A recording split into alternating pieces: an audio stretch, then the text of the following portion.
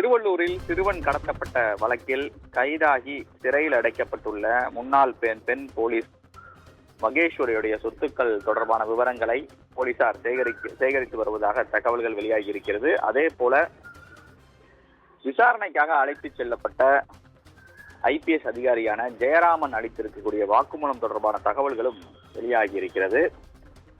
மகேஸ்வரியுடைய கூட்டாளிகளுடைய பட்டியலை சேகரிக்கக்கூடிய பணியில் போலீசார் தீவிரமாக ஈடுபட்டு கொண்டிருக்கிறார்கள்.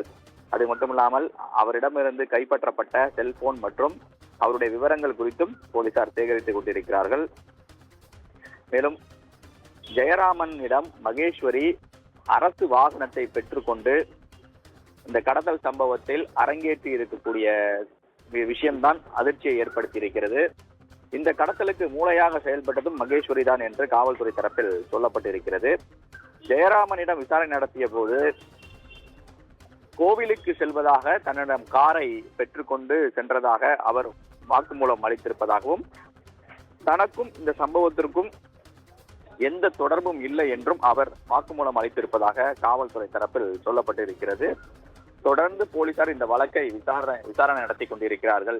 இதற்கிடையில் இந்த வழக்கை CBCIDக்கு மாற்றும்படி உச்சநீதிமன்றம் உத்தரவிட்டிருப்பது என்பது குறிப்பிடத்தக்கது.